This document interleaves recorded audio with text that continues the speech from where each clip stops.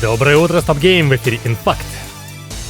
Пока Тарков собирает шишки от фанатеющей аудитории, на горяченькое жаждет подоспеть другой игрок. Студия Mad Finger представила свежий трейлер своего экстракшн-шутера с упором на реализм Grey Zone Warfare. Преимущественно видео состоит из того, как популярные блогеры щупают и восхищаются детищем Mad Finger. В общем-то, жанром здесь все описывается избыточно. Падаем на остров где-то в Юго-Западной Азии, ищем скарб, шкеримся или успешно встреваем в перепалки с другими игроками и в конце либо сбегаем и забираем хабар с собой, либо оставляем награбленное наследством кому-то более успешному. Отдельно студия подчеркивает, что в игре есть и PvPvE, и просто PvE. И обе опции будут доступны всем владельцам игры вне зависимости от купленного издания и запустятся сразу на старте раннего доступа. И говоря про кивки в сторону Таркова, да, издания предполагаются разные. От базового за $35 до самого элитарного Supporter Edition. И вот тут решили идти не в пику, но в ногу. Разные издания будут наполнены различной косметикой для персонажа, будут предлагать разное количество внутриигровой валюты, а еще ящички разной вместимости. Вельможам огромные 10×60 слотов и коробочка 3×3 для безопасного сохранения нажитых вещичек, а крепостным в это же время ящик всего-то 10×25 и сейв 2×2.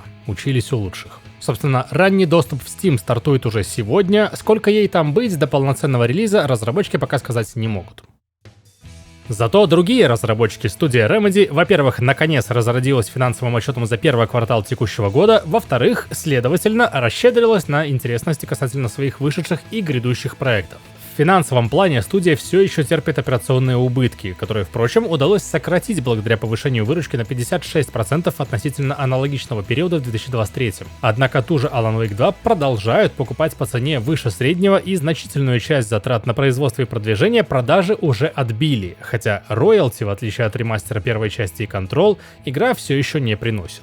При этом протекающая пока еще фоном разработка ремейков Max Payne ощутимо тянет карман компании, из-за чего траты в сравнении с 23-м наоборот подросли. Что же до дел грядущих? Полноценное производство ремейков Max Payne 1 и 2 стартует во втором квартале 2024. Команда, ответственная за создание Control 2, завершает работу на стадии подтверждения жизнеспособности концепта, и предполагается, что следующая ступень разработки стартует уже во втором квартале. Condor, которая кооперативный шутер в мире Control, вот-вот перешла на этап полноценного производства, за которой следует лишь пиар и релиз. Внутренние тесты показывают игровой цикл интересным, а сам тайтл видят достаточно уникальным для Remedy по отношению к жанру. С фирменной придурью, но и играется нормально. Kestrel, которая ранее носила имя Vanguard и была полностью перезапущена не так давно, пока определяется с концепцией. И, наконец, самая неоднозначная весть из отчета: доля акций Remedy во владении китайской Tencent достигла 14,8%. Остается верить, что эти вливания пойдут студии лишь во благо.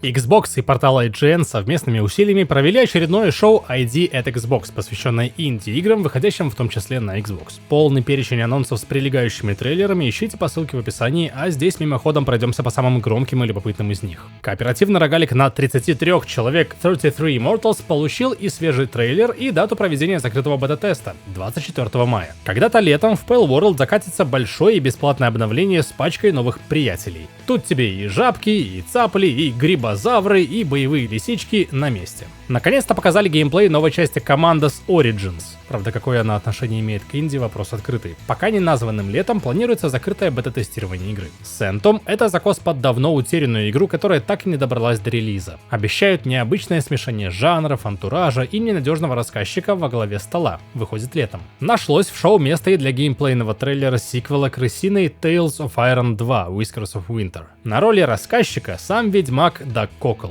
Дату релиза, впрочем, пока палить не стали. А вот создатели Dungeons of Hinterberg про современный денжиниринг, наоборот, целый трейлер посвятили раскрытию даты выхода проекта. Как выяснилось, игра выйдет уже в середине июля 18 числа, а предзаказы стартовали вот уже. В этом году выйдет новый сборник игр Jackbox Naughty Pack, с возрастным ограничением, так сказать, только для взрослых. Игр на шоу было больше, к сожалению, упомянул не все, но ссылочка в описании поможет вам восполнить пробелы, если пожелаете.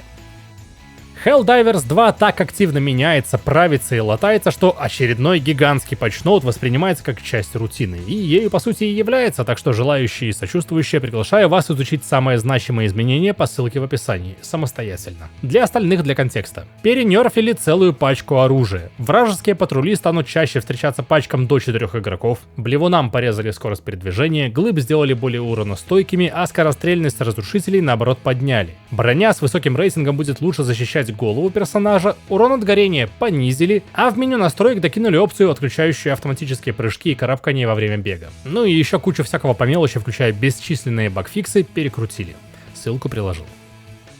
В рамках фестиваля электронного мордобоя EVO, прошедшего в Японии, стало известно о точном времени прибытия Акумы в Street Fighter 6. Случится это 22 мая. И помимо прочего, персонаж пропишется и в сюжетном режиме мировой тур, где вашему протеже выпадет шанс стать учеником великого и ужасного бойца. Вместе с персонажем в игре появится и новая тематическая арена MS Hollow, а всех уже существующих бойцов разработчики пообещали растрясти волной балансных правок. Акума станет последним героем из набора первого года пострелизной поддержки игры, и всем владельцам Deluxe и Ultimate изданий достанется бесплатно.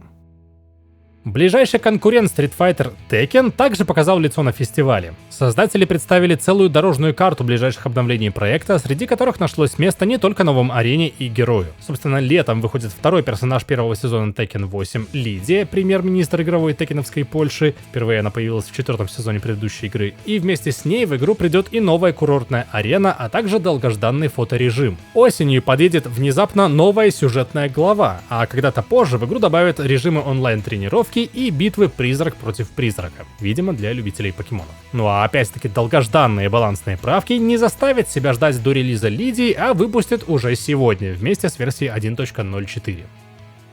А это ролевая игра с элементами экшена, стратегии с массовыми сражениями, построением и развитием поселения, чего только не понамешано, но выглядит и звучит интригующе — Distortion. Место действия — отдаленная планета Хлоя Ахея, которую когда-то заселили выходцы из Солнечной системы. Они намеренно отказались от благ высокотехнологичной космической киберпанковой цивилизации, чтобы начать спокойную и размеренную жизнь в гармонии с природой. Так, по словам создателя игры, из этого сплава научной фантастики со средневековыми мотивами на отдаленной планете и сложилось слово, обозначающее такой антураж — Neo Middle Punk.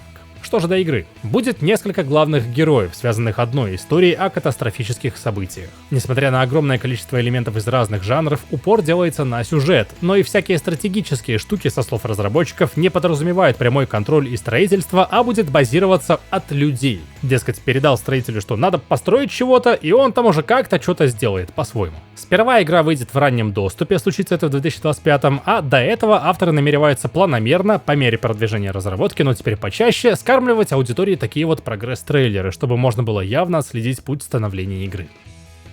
Студия Housemarque, автор пачки аркадных шутеров, но и, например, роуглайк-шутера Returnal, тизерит свое будущее вот такой картинкой. На ней осколки стекла с отраженным в них лицом и надпись «Завтра». Пытливые умы считают, что речь идет о сиквеле или дополнении для Returnal, потому что глаза человека в отражении разные. Один светлее, другой темнее, прямо как у главной героини Returnal с гетерохромией. Я, правда, шрамика над бровью не наблюдаю, но то может причуды игр со временем. Так или иначе, завтра относительно вчерашнего тизера уже наступило, вероятно, вечером все и узнаем. А пока ждем, направляю вас к нам на сайтецкий stopgame.ru. Там вас ждут свежайшие обзоры, текстовые и видео. Кирилл Волошин выдал мнение об умер-шутере Phantom Fury от создателей Duke Nukem, а Катерина Краснопольская хорошенько потыкалась в раннюю версию Souls-like от авторов Ori No Rest for the Wicked. Приятного изучения и доброго дня!